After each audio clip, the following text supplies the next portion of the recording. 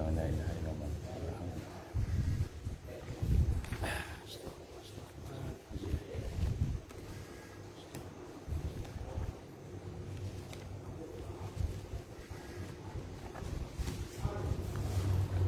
InsyaAllah boleh dengar, insyaAllah boleh dengar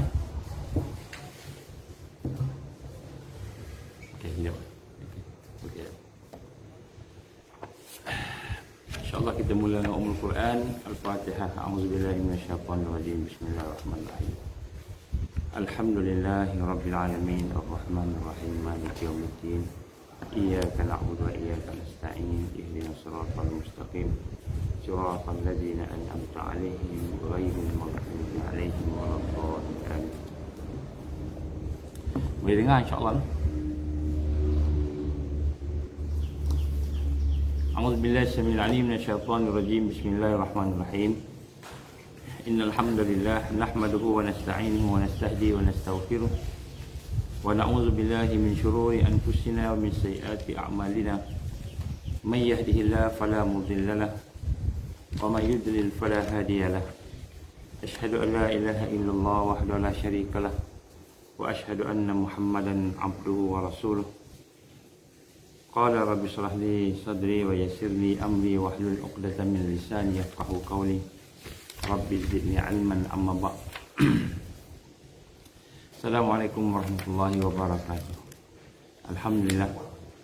Pertama-tama kita bersyukur kepada Allah Subhanahu wa taala. Dengan izin Allah kita diberikan kesempatan oleh Allah untuk kita bertemu pada hari ini, walaupun di luar daripada kebiasaan kita berada di Selangor, di Kuala Lumpur. Pada hari ini saya berada di luar kawasan.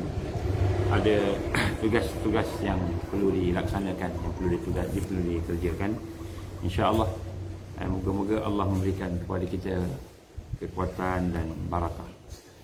Mari sama-sama kita memohon kepada Allah SWT supaya Allah memberikan kepada kita satu kekuatan untuk kita merendahkan diri kita kepada Allah Subhanahu Wa Taala, supaya kebenaran Allah dapat masuk dalam hati-hati kita ini. Kita merasakan dalam diri kita ini bagaimana sesungguhnya kita memerlukan kepada hidayah Allah, kita memerlukan kepada petunjuk daripada Allah. Maka kita ingin benar-benar menginsafi. Yang pertama sekali adalah dosa kita. Dosa-dosa kita, kelemahan kita, keaiban kita, kehinaan kita, segala-gala yang ada pada kita yang menghalang untuk mendapat hidayah Allah. Supaya kita minta pada Allah, mudah-mudahan Allah SWT mengampunkan dosa kita. Mari sama-sama kita membiasakan diri kita untuk sentiasa memperbaharui dan mentajridkan iman kita, tajdid kita punya syahadah kita, dengan kita sentiasa memohon kepada Allah Subhanahu Wa Taala, ya Allah, bebaskan aku daripada syirik. Setiap kali kita syahadah tu, kita minta pada Allah, ya Allah, bebaskan aku daripada syirik, bebaskan daripada murtad. Ya Allah, hidupkan aku bersama Islam, bersama perjuangan Islam. Ya Allah, berikanlah kepada aku kekuatan untuk mati syahid atau mati dalam kalimah syahadah, mati dalam keadaan beriman kepada Allah Subhanahu Wa Taala. Bismillahirrahmanirrahim. Bismillahirrahmanirrahim. Bismillahirrahmanirrahim. Asyhadu an la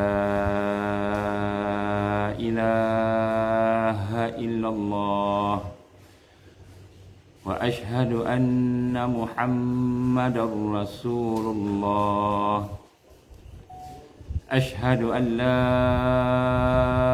ilaha illallah wa asyhadu anna Muhammadar Rasulullah.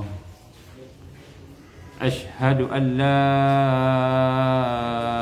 ilaha illallah wa asyhadu anna Muhammadar Rasulullah.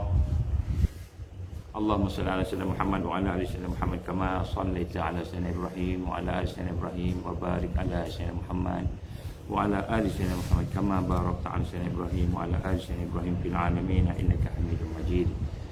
Kita mohon pada Allah, ya Allah, hidupkanlah hati aku, hati kami yang bersama-sama dengan sayang kepada Rasulullah sallallahu alaihi wasallam.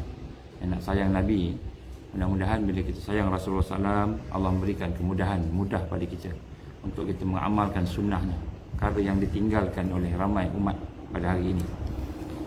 Tuan-tuan dan puan Allah Ta'ala, kita masih lagi berbincang berkenaan dengan tekad ataupun kita kata teguh di atas kebenaran Allah. Tajuk yang seringkali kadang-kadang terlupa. Kita menghajatkan kepada husnul khatimah.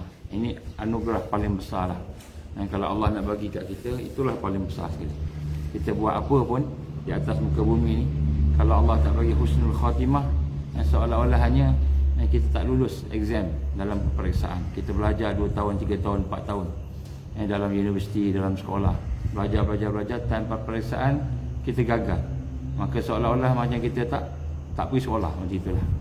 Jadi begitulah bila kita tidak mendapat husnul khatimah ni, seolah-olah hanya macam kita tidak beramal, macam kita tak buat apa-apa. Sebab itulah anugerah paling besar di dunia ini, di atas muka dunia ini, setelah iman, setelah Islam, setelah kita mendapat ukhuwah, setelah kita mendapat nikmat yang macam-macam, ialah di akhir hayat kita Allah ampunkan dosa kita, Allah bagi kepada kita rahmat dia, husnul khatimah. Tapi untuk mendapatkan husnul khatimah itu, kita mesti merancang, berfikir bersama-sama untuk memohon kepada Allah rahmat Allah supaya kita boleh istiqamah. Itu anugerah. Yang itu karamah paling besar. Karamah paling besar istiqamah.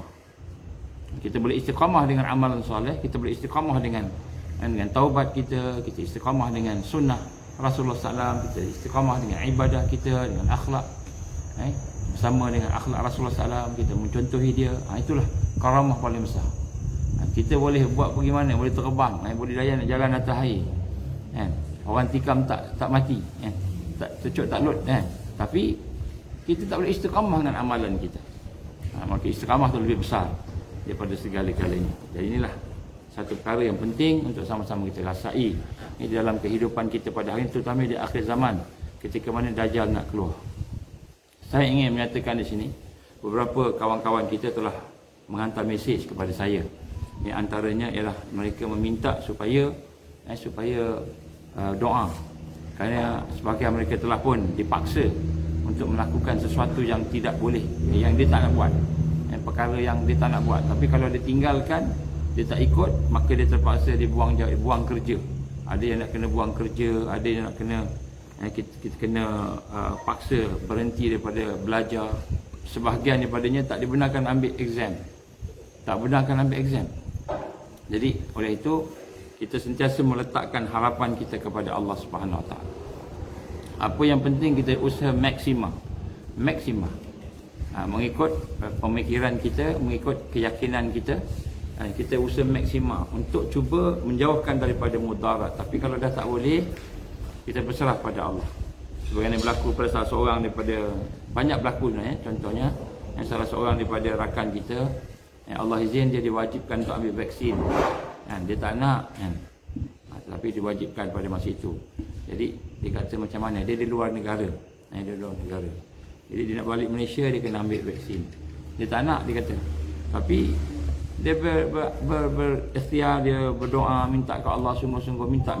Akhirnya Allah izin pada ketika mana dia nak ambil, nak keluar ke immigration tu, pasport di scan dan sebagainya, dia dapati ada masalah kat situ. Allah izin. Akhirnya dia tak perlu ambil. Ini semua adalah pertolongan Allah. Jadi sekiranya Allah izin, alhamdulillah.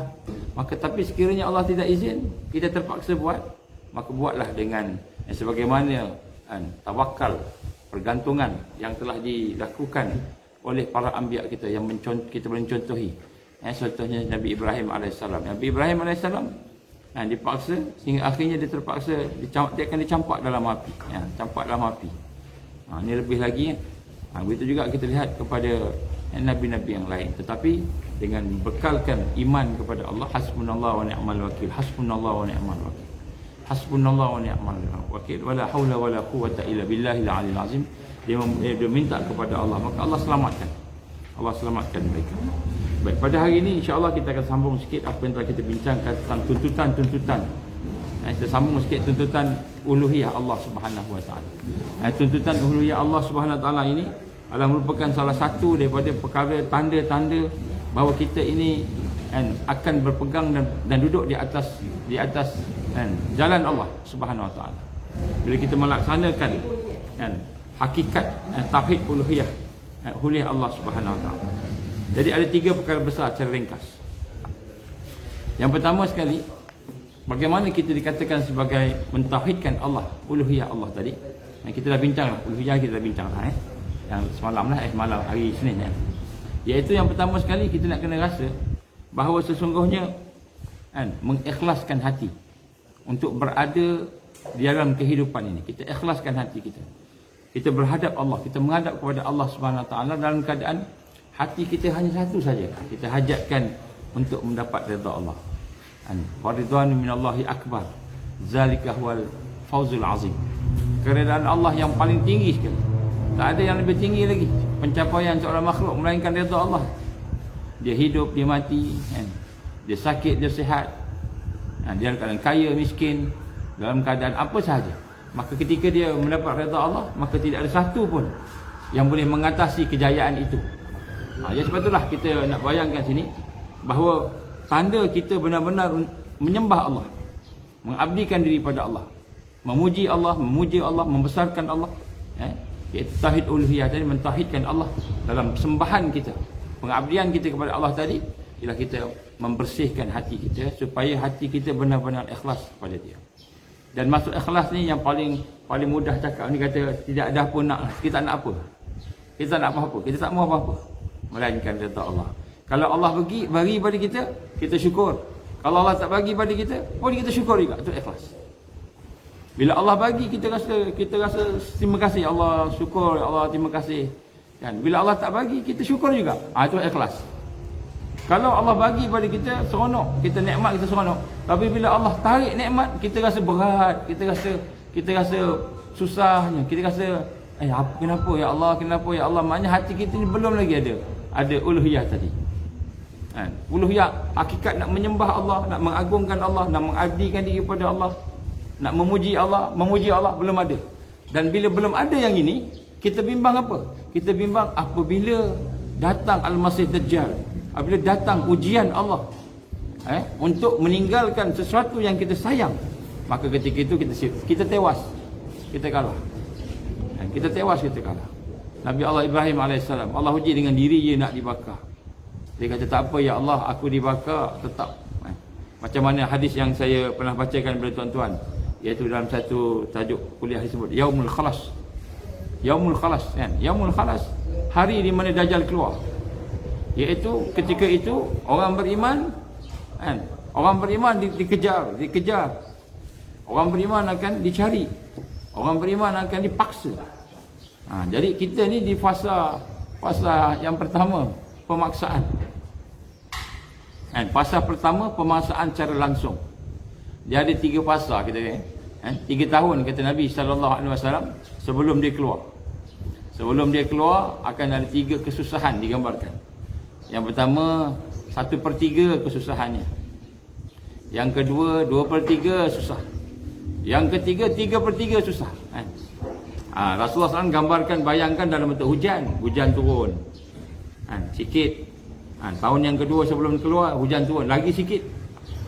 Hujan keluar daripada sumur, daripada kita punya telaga pun sikit air sikit keluar. Tahun ketiga tu langsung tak ada air. Langsung tak ada hujan. Binatang mati 1/3 mula-mula, 2/3 habis terus mati. Contohnya lah nak sebut sini. Bagaimana kita baru berada di fasa-fasa yang awal. Mungkin lagi, belum lagi masuk fasa 1 pun. Mungkin, wallahu a'lam. Tapi apa yang penting di sini bukanlah fasa itu. Yang penting bagaimana kita ingin membersihkan ikhlas kita, membersihkan matlamat kita, supaya memang 100% hanya kerana Allah. 100%. Kerana bila 100% tu kita menuju kepada Allah SWT itu, maka barulah kita mentauhidkan Allah secara uluhiyahnya. Dengan sifat-sifat kita meletakkan Allah sebagai pengabdian yang sepenuhnya, pergantungan sepenuhnya, harapan sepenuhnya, ibadah sepenuhnya, sayang sepenuhnya. Tak ada lain dah. Bukan sebab Allah bagi kita sihat, kita baru nak syukur. Bukan sebab Allah bagi kaya, baru kita nak bersyukur. Bukan sebab Allah bagi anak, bagi keluarga, bagi isteri cantik, bagi suami handsome. Bukan sebab kerana kita hidup dengan keadaan nikmat, baru kita boleh kata Alhamdulillah, Alhamdulillah. Tapi memang kerana Allah itu Tuhan kita, ilah.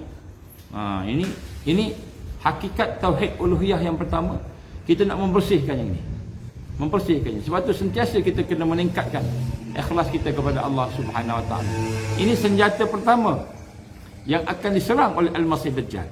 Senjata pertama yang diserang oleh syaitan dan yang lain-lain. Kenapa? Kerana mereka ini memang ingin merosakkan hubungan kita dengan Allah Subhanahu Wa Taala. Ya, sebab itulah kita nak melihat di sini, kita kena membersihkan keikhlasan kita, amalan kita. Insya-Allah bila kita ikhlas, kita boleh tenang. Baru boleh tenang. Bila ikhlas, baru boleh bahagia. Bila ikhlas, baru boleh sempurna ubudiyah kita, pengabdian kita kepada Allah. Jadi kita pegang yang ini. Untuk itu maka kita lihat 3 perkara. Yang pertama sekali, kita buang Tuhan-Tuhan yang lain. Sesuatu yang kita sayang, sesuatu yang kita suka, sesuatu yang dekat dengan kita, sesuatu yang kita puja, sesuatu yang kita puji, sesuatu yang kita letakkan harapan padanya, sesuatu yang kita letakkan kepatuhan padanya, ketaatan padanya.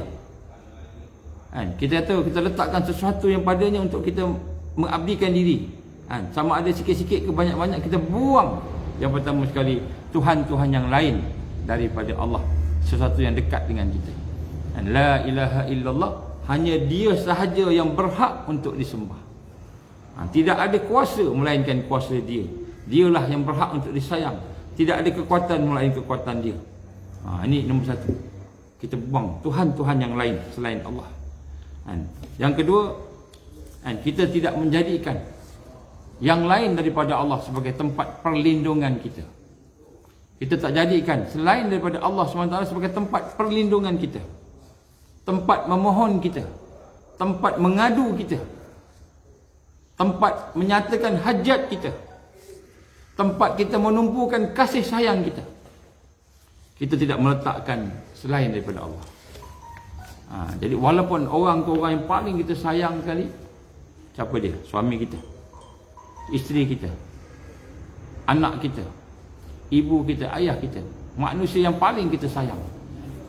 Kita memohon kepada Allah, kita letakkan kasih sayang pada Allah. Kita sayang makhluk kerana sayang pada Allah. Ini ikhlas.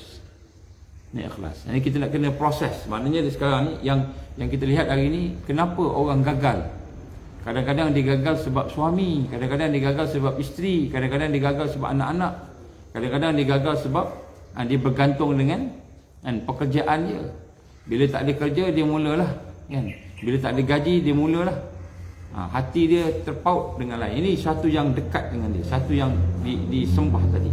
Inilah perkara-perkara yang kita nak kena lihat, makna bahawa kita mahu menjadikan Allah sebagai ilah kita, sebagai ilah. Jadi jangan kita mohon perlindungan kepada yang lain. Yang ketiga ialah kita tidak mengambil hukum-hukum yang lain selain daripada apa yang Allah turunkan. Yang ketiga ni, apa sahaja yang Allah beri, itulah dia. Itu tanda ikhlas kita. Maknanya hari ni, kalau kita nak bercakap, percakapan kita tu, penglihatan kita melihat, pendengaran kita mendengar, maka segala yang kita lakukan itu berdasarkan syariat Allah. Berdasarkan syariat Allah. Apa yang Allah perintah. Maka segala yang tidak mengikut syariat Allah, maka itu adalah merupakan suatu yang akan membawa kepada kerosakan, mensyirikkan Allah. Ini benda yang kadang-kadang sensitif saya nak cakap. Sensitif. La hukmu illa billah. La hukmu illa billah. Tidak ada hukum melainkan hukum daripada Allah. Maka di sinilah seorang mukmin, seorang muslim, dia tidak akan pernah puas hati, dia tidak akan pernah redha, dia tidak akan pernah suka sikit pun, sikit pun tak pernah suka dengan hukum-hukum jahiliyah, hukum manusia yang bertentangan dengan Allah. Dia tak boleh. Sebab tu sebahagian daripada akidah uluhiyah, akidah uluhiyah Allah ini, hukum dia tu hukum Allah. Hukum dia tu hukum Allah, bukan hukum diri dia. Dia nak berkawan, nak bersaudara, bersahabat berdasarkan hukum Allah. Dia nak berkahwin berdasarkan hukum Allah. Dia nak berumah tangga berdasarkan hukum Allah. Dia nak punya anak, punya isteri, suami berdasarkan hukum Allah. Dia nak menjalani pekerjaan dia, mencari rezeki berdasarkan hukum Allah. Dia nak melaksanakan kerja-kerja kehidupan dia berdasarkan hukum Allah. Ini tanda uluhiyah. Maksudnya kita meletakkan hati kita, meletakkan segala yang ada kepada kita itu hanya berdasarkan kepada syariat Allah. Itu makna kita ikhlas. Makna kita ikhlas pada pengabdian kepada Allah. Kalau tidak, kita masih lagi mengambil yang lain. Sebab itulah orang beriman ditakuti oleh musuh Islam. Orang beriman yang mempunyai tauhid uluhiyah ditakut. Sebab tu Rasulullah sallallahu alaihi wasallam takut. Ditakutkan. Dan dia ditakuti oleh musuh Islam, orang musyrikin. Kenapa? Bukan sebab Rasulullah kata, aku mahu merampas tahta, mahu merampas kuasa ketua-ketua musyrikin. Abu Sufyan nak ambil daripada Abu Sufyan, nak ambil daripada Abu Jahal dan sebagainya. Rasulullah SAW tak pernah sebut pasal pemerintah. Tetapi apabila Rasul SAW membawa manusia kepada pemerintahan Allah, Allah paling atas. Pemerintahan Allah paling atas. Al-Malik. Allah sebagai raja, dia sebagai sultan, dia sebagai kuasa penuh kepada hukum hakam sekalian manusia. Maka ketika itulah kan, orang-orang musyrikin kata, ini tak boleh ni. Ni tak boleh. Yang ini tak boleh. Yang ini. Maknanya kita ni akan duduk di bawah kuasa Tuhan. Bukan di bawah kuasa diri kita. Bukan di bawah kuasa nafsu kita. Ini perbezaan besar. Sebab itulah fitnah kepada para ulama. Fitnah kepada para alim. Orang yang ada agama, yang ada Islam. Fitnahnya ialah yang nombor satu. Selain daripada dirinya. Fitnah yang ada kat luar ni ialah penguasa. Penguasa. Al-Malak. Penguasa. Kenapa fitnah penguasa? Kerana penguasa boleh menjadi Tuhan dia. Penguasa boleh menjadi ilah dia. Walaupun penguasa bukanlah kita kata pencipta dia. Dia tahu penguasa tu bukan pencipta dia. Tetapi penguasa boleh menjadi Ar-Razzaq pada dia, yang memberi rezeki pada dia. Penguasa boleh menjadi yang melindungi dia. Jadi sebab itulah kita sebut kat sini, Nabi kata bagaimana kalau ada orang yang dekat dengan penguasa, yang dekat dengan, yang berhajat kepada penguasa, dekat dengan penguasa, dekat dengan dunia, maka kamu tinggalkan dia. Ini fitnah. Jadi kenapa? Kerana al-hukm itu adalah billah, dengan Allah. Ataupun kita kata hukum itu adalah hukum. Jadi orang yang ikhlas, dia akan meletakkan syariat di depan dia. Apa dia? 5 ahkam taklifi, hukum-hukum yang Allah taklifkan kepada kita. Yang pertama yang wajib, yang kedua yang sunat, yang ketiga yang harus, yang keempat yang makruh, yang kelima yang haram. 5 ni adalah ulama pecah-pecahkan pula. Makruh ada makruh tanzihan, makruh tahriman. Jadi itu semua pecahan saja. Tapi yang umumnya 5. Jadi 5 ni kita letakkan di hadapan kita. Maka seorang yang benar-benar mentauhidkan Allah, uluhiyah Allah, yang selamat daripada Dajjal, maka dia memproses ahkam taklifi, hukum-hukum yang Allah taklifkan kepada kita dengan hati dia. Macam mana tuan-tuan? Contoh, apabila perkara yang wajib Allah perintah, hukum yang wajib, yang fardu, yang wajib, maka dia akan melakukannya, melaksanakannya dengan sepenuh hati dia, sepenuh kasih sayang, rindu. Dia rindu nak buat benda yang wajib. Itu maknanya dia ikhlas. Bila Allah perintahkan dia, wa aqimis salah, ataupun aqimis salah, dirikan solat, maka dia dirikan solat dengan penuh kasih sayang, dengan penuh kerendahan, dengan penuh kerinduan. Rindu nak masuk waktu. Bila nak masuk waktu ni? Pukul 1.20 masuk waktu. Pukul 1.20 masuk waktu. Dia tertunggu-tunggu. Pukul 12 pukul 12 dia dah duduk kat masjid dah. Sekarang ni masjid tak semua orang dia pergi kan. Bergerak pula dia. Pukul 12 dah tunggu dah. Benda yang wajib ni, seorang yang nak memproses uluhiyah Allah ni, perkara yang wajib ni, dia akan ternanti-nanti nak buat. Kita macam tak sabar-sabar nak buat. Sebab benda wajiblah perkara yang paling Allah suka sekali. Yang paling sekali yang Allah suka, yang paling Allah SWT meletakkan sesuatu yang tinggi kepada amal seorang mukmin itu ialah perkara yang wajib, yang dia fardukan. Bila dia fardukan benda tu, dia suka sangat. Allah suka orang mukmin melakukannya. Maka orang beriman untuk memproses, mendidik, mentarbiyah tauhid uluhiyah, maka dia akan melaksanakan dengan sepenuh senang hati. Sebab apa? Sebab dia sayang Allah, sebab dia memuji Allah, sebab dia merendahkan diri pada Allah, sebab dia benar-benar meletakkan pengabdian daripada Allah. Maka bila siapa benda wajib aja, dia akan apa? Dia akan buat sungguh-sungguh. Allahu Akbar, tak buat dah benda lain, tak fikir dah benda lain.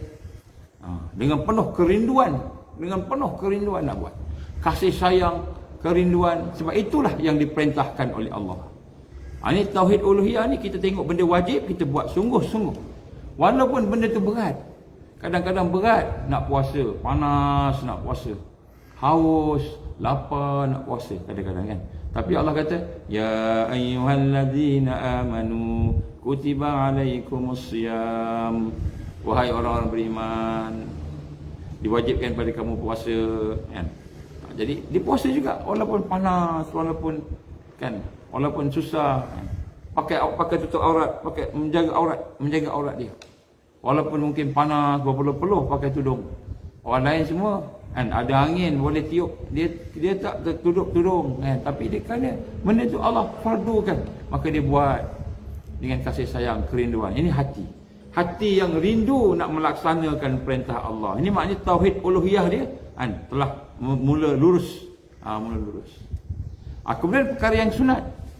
Perkara yang sunat adalah perkara yang dia berlomba-lomba nak buat. Kenapa? Kerana Allah SWT memberikan kepada seseorang yang melakukan pahala sunat itu, dia akan jadi lebih dekat lagi dengan Allah. Bila kita melakukan sesuatu yang wajib kan, wajib ya, Allah suka, memang Allah SWT redha. Tetapi bila buat sunat ditambah lagi, maka dia semakin dekat dengan Allah, dan dia sangat sayang pada Allah sampai dia nak mendekati Allah semaksimal yang boleh. Jangan kita bayangkan mendekati Allah macam kita dekat tempat daripada sini ke sini, bukan. Sebab Allah tu bukan tidak bertempat, Allah tidak bermasa kan. Allah ni laisa kamitslihi syai'un. Tapi hati kita rasa semakin sayang, rasa semakin dekat dengan Allah. Ini ditakuti ni. Bila kita meletakkan hukum Allah yang benar-benar ni kan, tak kira lah siapa pun dia akan jealous dan dengki. Terutamanya musuh Islam. Jadi orang yang ingin mentauhidkan Allah uluhiyah, mengislah aslih nafsaka dia, mengislah, memperbaiki diri dia tengok benda yang sunat, dia tak nampak berat, dia tak nampak beban. Malahan benda yang sunat ni benda yang dia berlomba-lomba nak buat. Sebab apa? Sebab dia tahu lagi banyak aku buat sunat, lagi dekat aku dengan Allah, lagi aku disayangi oleh Allah, lagi aku diredai oleh Allah Subhanahu Wa Taala. Maka Allah akan bagi pertolongan pada aku, Allah akan meningkatkan darjat aku, Allah akan memberikan kepada aku kan sesuatu yang Allah SWT redha dan aku redha. Dia buat sunat, dia tambah sunat, dia buat dengan penuh kasih sayang. Jadi kalau wajib tu dibuat dengan penuh kerinduan. Rindu nak buat wajib sebab itu perintah Allah. Itu perintah Allah, Allah suruh kita. Yang kedua, sunat ni berlomba-lomba. Kenapa berlomba-lomba? Kerana bila dia buat sesuatu yang baik, lebih baik sunnah tadi, maka ketika itu dia semakin dekat dengan Allah. Hilang rasa sedih dia, hilang rasa sedih dia, hilang rasa risau dia, hilang rasa negatif yang ada, hilang. Yang ada ialah kecintaan. Sebab tu bagi kita yang rasa diri kita jauh daripada Allah, banyakkan benda sunat, perkara sunat. Apa sunat? Antaranya kita sentiasa dalam keadaan berzikir pada Allah setiap masa zikir ke Allah. Apa-apa zikir, tak apa zikir lah, apa yang Rasulullah ajar kat kita. Banyak Rasulullah ajar zikir, kita berzikir kat dia. Kemudian kita sembahyang sunat, sembahyang wajib, sembahyang sunat pula. Lepas sembahyang sunat, kita sembahyang sunat lagi. Lepas sembahyang sunat lagi kan. Kemudian kalau tuan-tuan puan-puan rasa sayang pada Allah sungguh-sungguh ni, contoh akan buat sampai peringkat buat solat sunat, solat sunat tahajud, buat solat sunat witir. Bukan buat solat sunat tahajud sebab dunia. Dapat dunia tak? Dapat, Allah bagi. Contohnya solat tahajud, antaranya boleh memberikan kepada kita ketenangan. Ada orang kata cahaya, mukanya bercahaya kan. Ada kata orang dia ni, dia akan mendapat macam-macam lah. Allah bagilah kan. Tapi sebenarnya yang dia nak tu sebab dia nak dekat dengan Allah. Ini perkara sunat. Macam mana kita nak memperbaiki uluhiyah kita dalam perkara sunat? Kita nak kena rasa berlomba-lomba, seronok. Suka sangat. Kemudian yang ketiga ialah benda yang harus. Orang yang ikhlas dalam menangani, berhadapan dengan benda yang perkara yang harus ni, dia berhati-hati. Sebab benda ni harus saja. Harus ni maknanya apa? Harus ni maknanya dia buat pun boleh, dia tak buat pun boleh. Buat tak dapat pahala, tak buat tak dapat pahala. Harus. Macam tu. Tapi bila dia buat benda yang harus kerana Allah, dapat pahala. Maka yang pertama sekali dipastikan dia buat sesuatu kerana Allah. Walaupun harus. Apa harus ni? Contoh makan. Makan biasa-biasa ni makan harus. Kecuali makan yang buka puasa jadi wajib. Buka puasa makan wajib. Wajib kena makan sebab buka puasa kan. Harus. Makanan biasa-biasa memang harus kita makan. Bismillahirrahmanirrahim. Kita makan dengan sunnah, adab. Kita makan dalam ya Allah, aku nak dapatkan kesihatan. Dia jaga makanan dia. Dia makan dalam rangka dia nak membina kekuatan dia supaya boleh beribadah pada Allah. Jadi benda harus ni dia betulkan niat nombor satu. Sebab benda ni Allah perintah boleh buat, boleh tinggal, boleh buat, boleh tinggal. So bila boleh buat, boleh tinggal ni maknanya dia kena pastikan jangan dia buat dan tinggal tu kerana yang lain daripada Allah, kerana Allah juga. Maka benda yang harus, orang yang nak membina, mengislah diri dia dalam tauhid uluhiyah, dia akan sentiasa memerhatikan niat dia melakukan perkara yang harus. Dan apakah niat dia melakukan perkara harus? Niat ialah supaya dia boleh beribadah pada Allah, supaya dia tidak bermaksiat pada Allah. Contoh, kalau kita kata mengemas rumah, menghias rumah, menghias rumah, tahu lansir, tahu apa cantik-cantik rumah kan, harus hukumnya. Tapi kalau berlebih-lebihan, maka mungkin dia akan mengambil perkara yang haram pula. Berlebih-lebihan, membazir kan? Dia boleh pergi membazir, dia boleh pergi kepada masa terlalu banyak menghias rumah sampai tak sempat semayang, terlepas semayang. Benda yang harus. Jadi orang yang ikhlas untuk beribadah pada Allah, benda harus hukum syariat ni, maka dia akan berhati-hati. Yang pertama, dipastikan niat betul. Kedua, tidak langgar syarak lah. Tidak langgar syarak. Makan jangan berlebihan, makan jangan sampai peringkat membazir-bazir kan, sampai peringkat kita makan benda yang Allah SWT melarang kita, mungkin membawa kepada mudarat. Kemudian benda yang makruh, macam mana makruh? Makruh ni kita buat dapat, kita buat tak dapat apa-apa, tak pahala. Tinggalkan dapat pahala. Tinggalkan dia dapat pahala. Maka makruh ni dia akan cuba lari daripadanya. Dia akan meningkatkan diri dia supaya tak nak buat lah. Macam tu. Kalau boleh tinggalkanlah benda makruh ni. Sebab benda makruh ni adalah benda yang akan membawakan kepada kelalaian. Dia tinggalkan. Tapi buat makruh, benda yang makruh buat tak ada dosa. Tapi tinggalkan dapat pahala. Jadi dia ambil yang tinggalkan.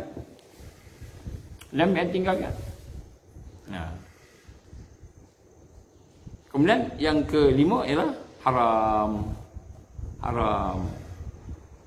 Haram ni bukan saja dia tinggalkan, dia benci.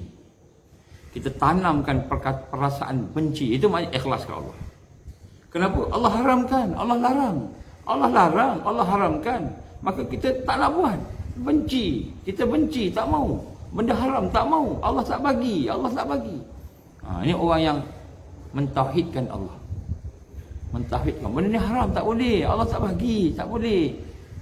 Tapi kan best. Tapi kan okey. Tak boleh. Allah tak bagi. Ini tanda uluhiyah ni. Maknanya dia dah mula mengislahkan uluhiyah dia. Sifat dia. Dia takut kepada Allah. Jadi kita ada dosa tak? Banyak dosa kita. Tuan-tuan kiralah dosa tuan-tuan. Banyak dosa kita ni. Dan sedarlah kita bahawa dosa kita tu adalah perkara yang akan membawa kita jauh daripada Allah. Satu dosa, satu jarak yang besar pada kita. Bayangkan satu dosa ni, bayang ni bukan, ni tak ada hadis ni saya cakap je. Kita bayangkanlah, kita umpamakan. Satu dosa kecil katakanlah 100 km jaraknya. Dua dosa kecil 200 km jaraknya. Satu dosa besar mungkin 100,000 kilometer mungkinlah, Allah Alam. Kita ni semua umpama saja. Maknanya setiap dosa kita semakin jauh daripada Allah, semakin jauh daripada Allah. Nabi kata apa? Siapa yang buat dosa, satu titik hitam. Satu dosa lagi, satu titik hitam. Kalau dosa besar, lagi besar dia menutupi hati kita. Jadi maknanya kita makin jauh daripada Allah, makin jauh, makin tak boleh rasa. Baik, sebab itulah kita tengok tuan-tuan hari ni. Kenapa kita tak boleh khusyuk dalam sembahyang? Kenapa susah nak ikhlas? Kenapa susah nak istiqamah? Kenapa susah nak buat baik? Kenapa kita susah nak mendapatkan rasa seronok, tenang bersama Allah? Kerana dosa kita. Kenapa kita tak boleh khusyuk sembahyang? Dosa kita. Dosa kita. Kenapa kita rasa susah nak zikir? Susah nak zikir. Dosa kita. Kenapa kita rasa kita rasa jahat ni senang sangat. Benda jahat ni senang sangat. Sebab dosa kita. Sebab itulah benda haram, seorang yang nak mentauhidkan Allah, nak islah diri dia, nak memperbaiki diri dia, maka dia akan merasakan benda haram bukan saja dia tinggalkan, dia tak mau, dia benci. Dia benci. Tak boleh sebut pun. Ini orang yang beriman tadi. Jadi sebab itu kita nak proses. Ini islah. Ini memperbaiki diri kita, memperbaiki jiwa kita, supaya kita mengilahkan, mentauhidkan Allah dalam uluhiyah. Barulah dia akan jadi satu yang bermanfaat. Kemudian perkara yang seterusnya ialah dari sudut hukum kita. Yang kedua dalam uluhiyah ini ialah kita mengkafirkan taghut. Yang kedua, yang pertama sekali mengikhlaskan diri kita. Saya cerita tadi. Yang kedua ini ialah mengkafirkan taghut. Maknanya taghut ni benda yang selain daripada Allah, yang menentang Allah, yang bertentangan dengan Allah, itu taghut. Yang melampaui batas, bertentangan Allah, itu taghut. Disebut taghut. Maka orang beriman disuruh mengkafirkan taghut. Bukan mengkafirkan maknanya kita cakap engkau kafir, bukan. Tapi maknanya kita tolak dia. Tutup. Kafar ni tutup. Dia tutup. Tak mau tengok pun. Allah berfirman dalam Al-Quran, A'udzubillahi minasyaitonirrajim, suratul Baqarah ayat 256. Faman yakfur bit-taghut wa yu'min billah faqad istamsaka bil 'urwatil wusqa la infisama laha wallahu as-sami'un 'alim. Faman yakfur bit-taghut, maka siapa-siapa yang mengkufurkan taghut, mengkafirkan taghut, wa yu'min billah, dan dia beriman kepada Allah, faqad istamsaka bil 'urwatil wusqa, maka dia telah berpegang dengan simpulan agama. Berpegang dengan simpulan agama yang kuat, yang teguh, yang tidak akan putus-putus, lan fisama laha, yang tidak akan putus-putus. Maknanya bila kita mengkafirkan taghut dan beriman kepada Allah, maka Allah kata apa? Kita telah berpegang dengan simpulan yang kukuh, lan fisama laha, dan tidak akan putus. Wallahu sami'un alim, dan Allah maha mendengar lagi maha mengetahui. Apa maknanya tuan-tuan? Perkara yang bersangkut dengan taghut, perkara yang bersangkut dengan syaitan, perkara yang bersangkut dengan kekufuran, maka kita nak kena isyihar dalam hati kita, yang ini kufur, yang ini kafir, yang ini taghut. Hati kita kena isyihar, fikiran kita kena tahu, yang ini taghut, yang ini jahat, yang ini makar, yang ini perancangan jahat iblis, perancangan jahat dajjal, yang ini perancangan jahat, yang ini perancangan jahat, yang ini perancangan jahat. Kita kena isyihar dalam diri kita, kita kena beritahu. Dan siapa-siapa yang mengingkari, mengkafirkan taghut tadi, dan kemudian dia beriman kepada Allah, maka dia berpegang dengan tali yang kukuh. Berpegang dengan tali yang kukuh. Tetapi kalau kita biarkan, tak apalah, ini bukan ada apa-apa, sikit je tak ada apa-apa ni, ini bukan perancangan jahat. Mana ada perancangan jahat ni? Mana ada konspirasi-konspirasi? Mana ada? Orang-orang semua ni baik-baik, semua ni dah belajar tinggi-tinggi. Kita ni di zaman moden mana ada jahat-jahat ni? Mana ada jahat-jahat ni? Tak ada, semua baik. Kita kena baik sangka dengan semua orang. Betul, kita kena baik sangka. Tapi kita kena berhati-hati. Kalau benda tu tak betul dan kita tahu benda tu tak betul, maknanya kita ada kajian, kita buat kajian. Kemudian kita melihat apa yang dibuat berlaku, apa yang berlaku semua, kita minta kepada Allah hidayah, Allah bagi petunjuk pada kita. Ini taghut, ini kafir, ini pak makar, yang ini perancangan jahat. Maka kita kena isyaharkan, ini perancangan jahat. Yang ini taghut, ini kafir, ini dajjal. Kita kena isyaharkan. Dan kemudian kita beriman pada Allah, maka kita berpegang dengan simpulan yang kuat. Kalau kita tidak kenal jahiliah, kita tak kenal, kita ingat yang jahiliah ni bagus, boleh, tak apa. Tak apalah, kita doa sama-sama. Apa salah doa sama-sama? Bukankah itu mengeratkan ukhuwah kita dengan orang bukan Islam? Mungkin kita boleh dakwah dengan dia, mungkin kita boleh dakwah dengan dia. Jadi kita tengok sini, yang taghut, yang batil, yang sesat, kita kena cakap ini sesat, ini batil. Kena cakap hati kita. Betul, kena kenal munafikun, kena kenal siapa munafik, kena kenal siapa musuh Allah, siapa dia perancangan dia, apa hukum yang dia nak, apa ke mana dia bawa kita, hala tuju. Kita kena kenal ini. Kalau kita tak kenal ini, maka kita jahil, kita akan ditipu. Kita akan ditipu. Kita Islam hari ini, kita sembahyang, kita puasa hari ini, kita pergi haji, tapi bila kita ditipu oleh syaitan, kita ditipu oleh makar kaum pakatan jahat, musuh Islam, maka mungkin lusa tak sembahyang pun tak. Dulu kita tak pergi sembahyang, kita rasa resah aja. Ish, kenapa ni? Kan? Sekarang ni tak sembahyang biasa. Kenapa? Dah tak boleh nak pergi sembahyang. Dah tak boleh nak pergi sembahyang. Kita rasa biasa je. Jadi ini perkara-perkara yang kita kena rasai. Jadi kata Allah SWT, Allah firman, "Faman yakfur bit-taghut", maka siapa-siapa yang mengkufurkan taghut, wa yu'min billah, dan dia mengambil kebenaran Allah, pegang kebenaran Allah, beriman dengan Allah tadi, faqad istamsaka bil urwatil wusqa, dia berpegang dengan simpulan yang kuat, lam fisama laha, yang tidak akan putus-putus, yang tidak akan tercabut. Wallahu samiun alim, Allah Maha mendengar, Maha mengetahui. Jadi sebab tu, apakah yang membezakan mereka yang mengenal pakatan jahat, yang mengetahui kufur, yang mengenal munafik, yang mengenal perancangan-perancangan jahat mereka, yang mengenal musuh Islam, dengan orang yang tak kenal, orang yang tak percaya bahawa ada perancangan jahat musuh, tak percaya? Apa beza dengan orang yang mengetahui dan mengenal musuh? Orang yang mengetahui dan mengenal musuh, dia akan terselamat dengan iman dia. Dia akan terselamat dengan iman dia. Tetapi orang yang tidak mengenal musuh Allah, tak mengenal munafikin, tak kenal perancangan jahat mereka, tak kenal Zionis sebagai perancangan jahat, tak kenal Zionis sebagai musuh, tak kenal syaitan sebagai musuh, tak tahu tipu daya dia, walaupun dengan iman, dia tidak akan selamat. Walaupun ada iman, walaupun ada ibadah, dia tak akan selamat. Siapa sebut? Allah firman dalam Quran.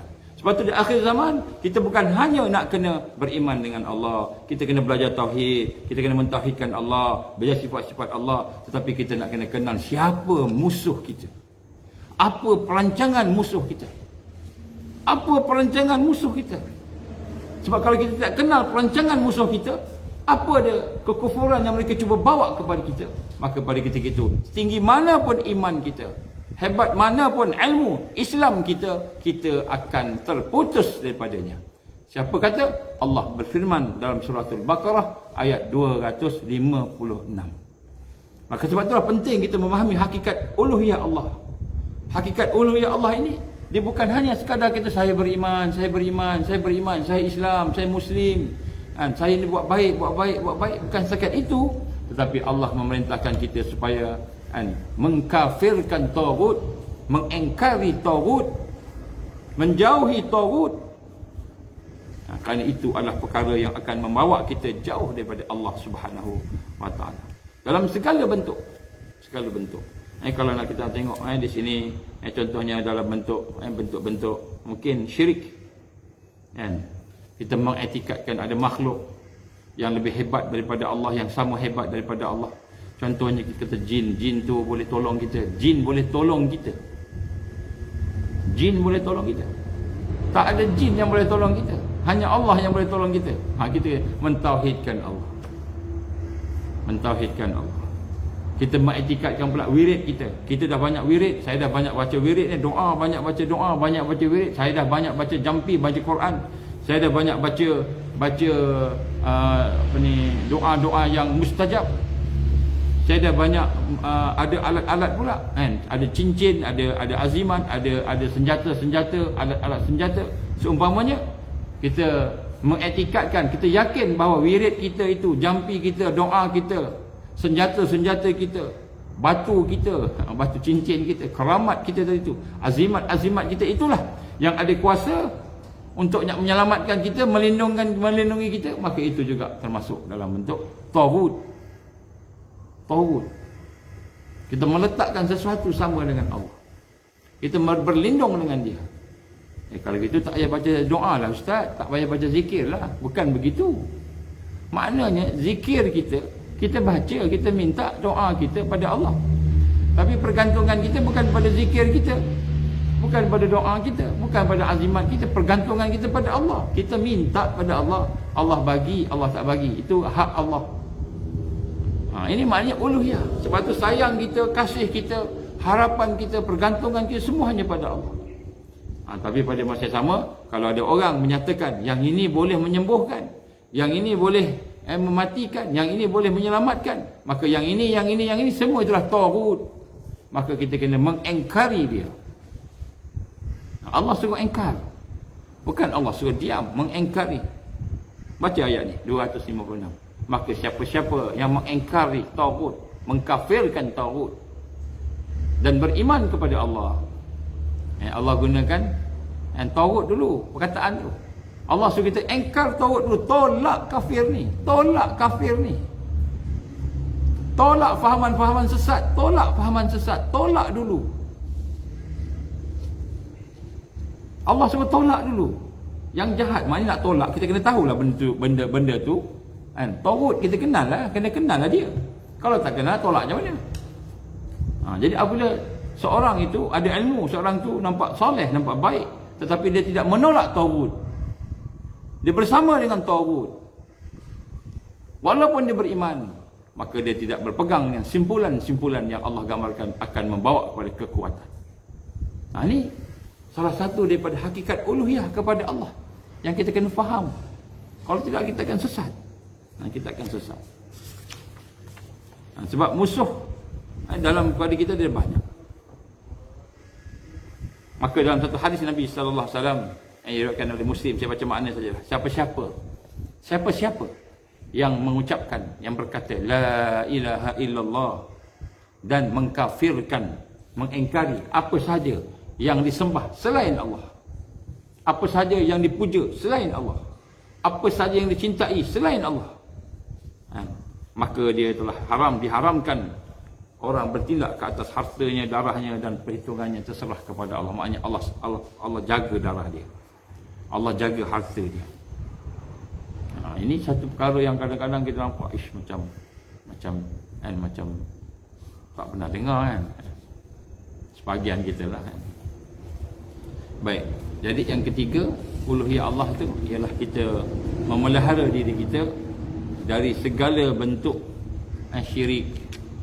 Segala bentuk syirik, daripada perkataan, daripada perbuatan anggota kita, daripada lintasan hati kita, niat kita, kita buang daripada segala perkara yang syirik dalam hidup kita. Maknanya kita mentauhidkan Allah dengan uluhiyah tadi, kita buang cakap-cakap kita, perkataan kita. Maknanya dalam hati kita ni, kita hanya kata hanya Islam sajalah, yang aku nak hanya Islam saja. Islam paling tinggi. Aku hanya bersama Islam. Beriman dengan Allah, beriman dengan Quran, tak bersama. Orang lain cakap apa pun cakap lah. Aku hanya bersama Al-Quran, aku hanya bersama dengan hadis Nabi, aku bersama dengan Islam. Itu je. Hal lain aku tak tahu. Yang lain aku tak tahu. Yang ini hanya Allah. Itu saja. Tidak ada pun lintasan dia kata nak ikut-ikut mana-mana. Betul ke tak ada. Ini kita memelihara diri kita daripada syirik. Dan sebab itulah orang yang memelihara diri daripada syirik, maka dia tidak akan bersumpah di atas perkara-perkara yang ada di dunia ini. Dia akan bersumpah dengan nama Allah. bersumpah dengan nama Allah Subhanahu wa taala. Wallahi wa billahi wa billahi wa tallahi. Contohnya dia akan bersumpah dengan nama Allah Subhanahu wa taala. Dia tak sumpahkan demi pokok kayu, demi jin yang menjaga bangunan ini. Tak ada. Sebab tidak ada satu yang lebih besar, lebih hebat, lebih sempurna melainkan Allah. Jadi dibebaskan pergantungan kepada sini. Ini uluhiyah Allah. Jadi apabila kita melihat akan perkara ini, maka barulah pada masa itu kita akan melihat bagaimana kita insya-Allah perlahan-lahan membebaskan diri kita daripada segala perkara yang boleh menyesatkan kita. Boleh menyesatkan kita. Baru kita bebas insya-Allah. Kalau tidak, kita akan terperangkap. Kita akan terperangkap. Itulah insya-Allah. Semuanya tuan-tuan, apa yang cuba saya sampaikan pada hari ini, insya-Allah. Mudah-mudahan apa yang baik itu jadikanlah sebagai panduan. InsyaAllah, kerana itu adalah merupakan perkara yang penting dalam hidup kita. Saya cerita perkara ni kadang-kadang kita ada sebahagian kita dah tahu dah, kan, sebahagian kita dah dengar dah, tapi masalahnya kita tidak dapat amalkan. Kenapa tak amalkan? Sebab sistem pendidikan moden tidak ada macam mana nak mengilahkan Allah, mentauhidkan uluhiyah Allah. Tak ada. Tak ada. Sampaikan kita sanggup tak semayang sebab nak jaga exam. Bangun lambat, exam pagi tu pukul 8, bangun 7, pukul 7. Bangun-bangun kelang kabut, tak semayang subuh, terus pergi exam. Terus pergi exam. Kan? Habis exam, kan, kita tak rasa pun apa-apa. Tapi orang yang beriman bangun lambat, mula-mula dia tak tengok exam dulu, dia tengok astagfirullahalazim, aku tak subuh lagi. Tak tinggal subuh. Contoh. Tak, ni bukan saya cakap pada siapa-siapa. Kan? Tak cakap pada siapa-siapa. Bukan cakap pada siapa-siapa, cakap pada diri kita sama-sama lah. Sebab kita tidak dididik untuk mentauhidkan uluhiyah Allah. Tidak mentauhidkan uluhiyah. Tidak. Kita tidak dididik. Kita cuba tahu je. Kan, kita buat benda wajib. Kita tahu pun sebenarnya bila kita buat benda wajib tu, sebenarnya suatu yang suka sangat. Allah membajik. Kenapa Allah wajibkan sembahyang?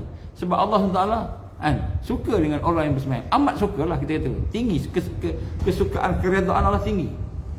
Kita pun sembahyang. Kita sembahyang sebab Allah suka, kan? Kita sembahyang sebab Allah suka, macam kita sayang dekat suami kita lah. Kita sayang kat suami kita, kita buat sanggup korban untuk suami kita. Sanggup korban untuk isteri kita, kita sayang isteri. Sanggup korban untuk anak-anak. Sanggup bersusah payah sebab kita sayang ke anak. Anak tak makan, anak nak belajar, tak cukup duit. Kita bekerja overtime, cari duit nak bagi anak boleh kerja, boleh makan, boleh minum, boleh pergi belajar. Sanggup buat macam-macam, kan? Itu sayang ke anak, sayang ke Allah. Apa tanda kita sayang ke Allah? Hanya Allah yang berhak disayangi. Hanya Allah yang berhak disanjung. Ini uluhiyah lah. Inilah uluhiyah. Maka kita sembahyang. Kenapa? Hanya Allah yang berhak. Maka kita sembahyang. Ternanti-nanti kita. Tapi kita tak pernah dididik macam itu. Tak pernah. Dalam mata pelajaran kita pernah. Tinggalkan sembahyang ada. Kerana sukan tinggalkan sembahyang. Saya ingat lagi. Masa tu saya sekolah. Kan? Sekolah. Perlawanan mula pukul 5. Perlawanan mula pukul 5. Asar masuk pukul 4.50. Asar masuk pukul 4.50, perlawanan mula pukul 5. Jadi sepatutnya pukul 4.50 tu, pukul 5 tu, pukul 4 tu dah warming up lah. Lari-lari, jogging apa semua, supaya pukul 5 tu boleh main terus. Kan? Jadi kalau kita turun pukul 4, tak warming up, tak apa semua tu, kan? Maka ketika itu sudah tentulah kita tak terlepas asar lepas. Saya ingat lagi masa saya belajar dulu. Saya dulu belajar di Johor, kan? English College, salah satu sekolah saya pernah pergi belajar. Saya wakil main bola juga. Jangan ingat saya tak main bola. Main bola, wakil sekolah, wakil daerah, kan? Hampir wakil negeri, tapi tak dapat, Allah tak izin sebab ada benda terpaksa berpindah, tak dapat wakil. Hampir wakil Malaysia. Saya pergi selection under 18 and under 16. Tapi piala Coca-Cola lah, piala Zionis punya, kan. Kita mana tahu masa tu kecil-kecil, ya. Pergi latihan. Jadi 4.50 masuk asar. Pukul 5 whistle ditiup bermula. Jadi kita kena warming up pukul 4 kena turun. 4.30 paling-paling lah. Jadi macam mana ni? Kelang kabut kita. Macam mana ni? Kita nak sembahyang tak sembahyang? Lah kan, kita stretching lah yang ringan-ringan, kita tunggu sembahyang. Marah coach marah. Mana ni Nur Azman, di mana ni budak-budak? Ada 3 orang ni kami ni. Tapi kami ni core lah, anchor. Seorang ni last man, Muhammad Asfari, kan saya sebut nama dia isi ni. Dan ada 3 orang lagi kan. Sembahyang dulu. Turun main. Allah bagi menang Johan. Bawah 15 tahun masa tu.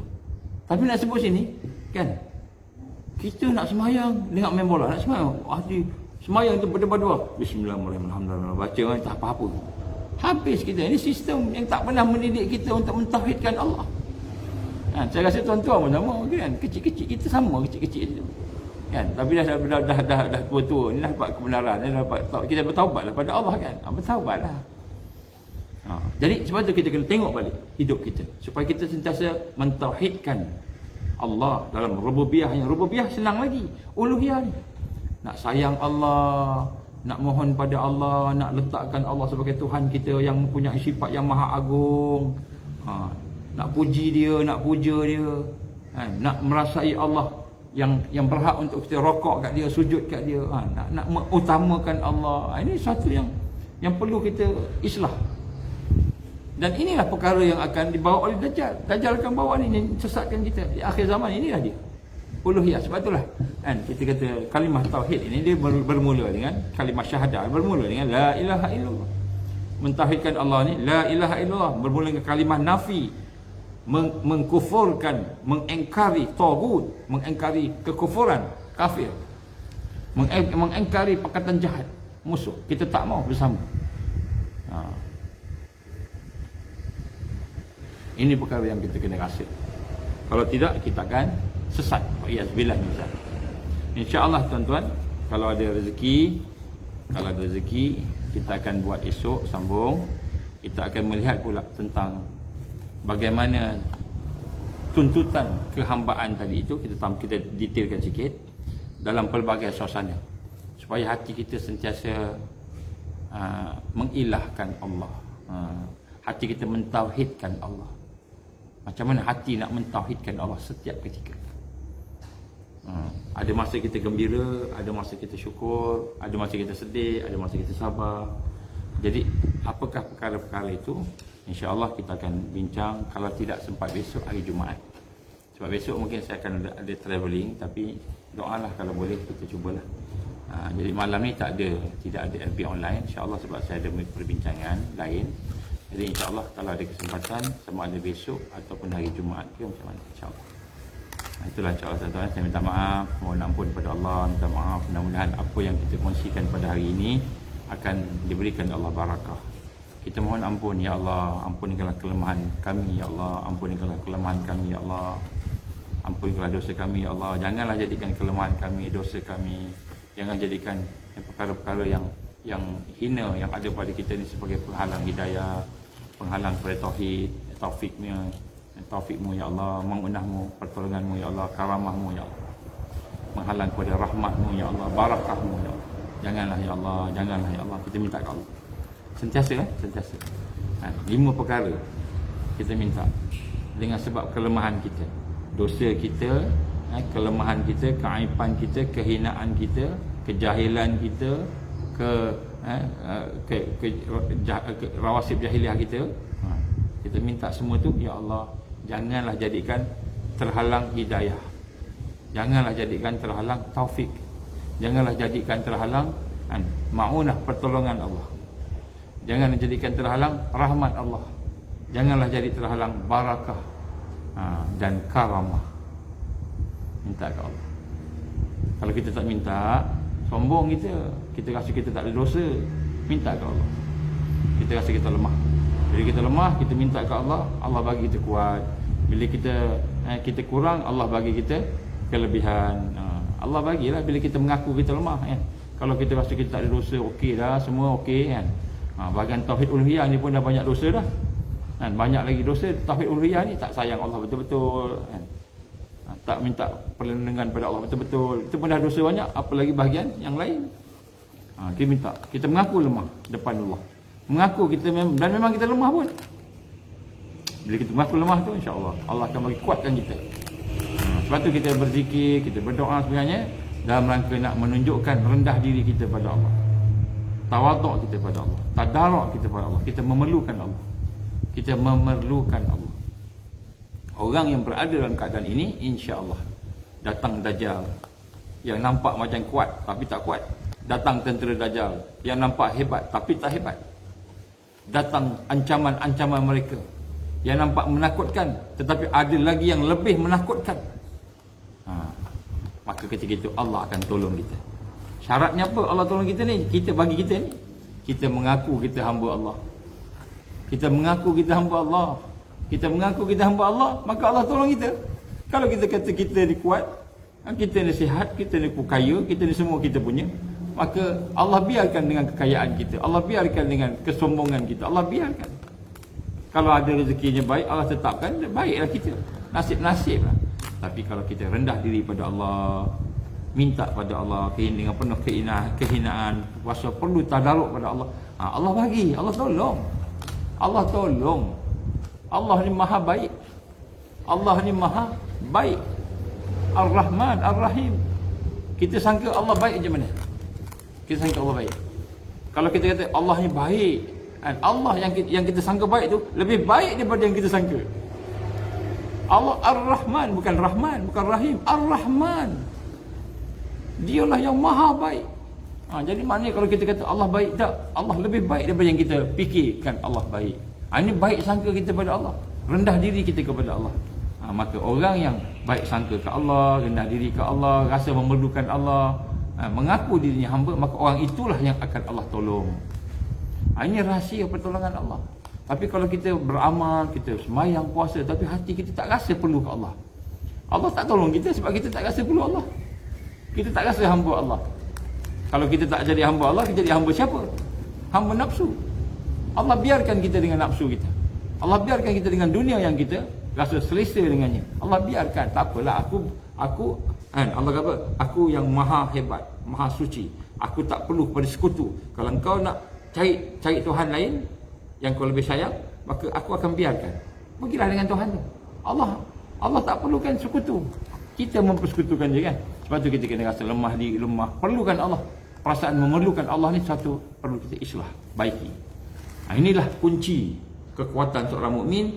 Bila dia rendah diri ke Allah, bila dia rasa perlukan Allah, dia rasa dirinya lemah di hadapan Allah, maka Allah SWT yang maha hebat, yang maha kuat akan tolong dia, akan bantu dia, akan selamatkan dia. Kalau dia mati pun mati dalam keadaan keselamatan, keamanan. Kalau dia sakit pun sakit dalam keadaan keselamatan, keamanan, dalam keadaan yang terbaik. Sebab Allah SWT bersama dia, menolong dia. InsyaAllah. Mudah-mudahan Allah ampunkan dosa kita dan Allah ampunkan kelemahan kita. Kita nak berhadapan ujian makin susah. Ujian makin susah. InsyaAllah kita akan bincang besok, ataupun mungkin besok bolehlah kuat sekejap, bagaimana tuntutan untuk kita menjadikan seluruh hidup kita ini ada bekalan bersama dengan tauhid uluhiyah Allah, tauhid rububiyah Allah. InsyaAllah. Aku liqauli hadza astaghfirullahalazim li wa lakum. A'udzubillahi samil alim minasyaitonir rajim. Bismillahirrahmanirrahim. Alhamdulillahirabbil alamin wassalatu wassalamu ala asyrafil anbiya'i wal mursalin wa ala alihi wa sahbihi ajma'in. Allahumma innaka ta'lam anna hadhihi al-qulub qad istamat ala mahabbatik wa taqat ala ta'atik wa tawahadat ala da'watik wa ta'ahadat ala nusrati syariatik fasqillahumma rabitataha wa dimuddaha wa yahsubulaha wa amla'aha min rikal ladzi la yakhbu wa shrah suduraha bi faidil iman bik wa jamil tawakkul 'alaika wa ahliha bi ma'rifatik wa amita sa'ad bisabri ya Allah innaka ni'mal maula wa ni'man nasir. Allahumma inna nas'aluka lisanan ratiban bi dzikrik wa qalban maf'uman bi syukrik wa badanan hayyinan layyinan bi ta'atik. Allahumma inna nas'aluka imanan kamilah wa nas'aluka qalban khashi'an wa nas'aluka 'ilman nafi'an wa nas'aluka yaqinan sadiqan wa nas'aluka dinan qayyimah wa nas'aluka 'afatan min kulli baliyah wa nas'aluka tamamul ghina 'anil nas wa hablan haqiqatal iman hatta la nakhaf wa la najwara wa la na'budu syai'an siwak waj'al laka mabsutatan 'alaina wa 'ala ahlina wa auladina wa man ma'ana bi rahmatika wa rafiqina ila anfusina tarfat 'ain wa la aqall min zalika ya ni'mal mujib. Allahumma inna na'udzubika min 'adzabi jahannam Allahumma inna na'udzubika min azabil qabr. Allahumma inna na'udzubika min fitnatil mahya wal mamat. Allahumma inna na'udzubika min fitnatil masiihid dajjal. Allahumma inna na'udzubika min al-ma'sam wal maghram. Rabbana atmim lana nurana waghfir lana innaka ala kulli syai'in qadir. Rabbana la tuzigh qulubana ba'da idh hadaytana wa hab lana min ladunka rahmah innaka antal wahhab. Rabbana atmim lana nurana waghfir lana innaka ala kulli syai'in qadir. Rabbana hab lana min azwajina wa dhurriyyatina qurrata a'yun waj'alna lil muttaqina imaman. Rabbana atina fid dunya hasanah wa fil akhirati hasanah wa qina azaban nar. Wa sallallahu alaihi Muhammad wa ala alihi wa sahbihi baraka wa sallam. Subhana rabbika rabbil izzati amma yasifun. Assalamu ala mursalin walhamdulillahi rabbil alamin. Subhanakallahumma wa bihamdika asyhadu an la ilaha illa anta astaghfiruka wa atubu ilaik. Bismillahirrahmanirrahim. Wal 'asri innal insana lafi khusr illa alladziina amanu wa 'amilus solihati wa tawassaw bil haqqi wa tawassaw bis sabr. Tuan-tuan, puan-puan, banyakkan doa kita di medan di era mulkan Jabariyah. Kita di era kesusahan dijangka akan datang. Tak lama lagi insya-Allah saya akan cerita sikit beberapa perkara, mungkin di malam hari lah. Jadi sepanjang travel ini saya tak boleh dapat cerita lah, banyak sangat, cuma saya cerita sikit-sikit lah.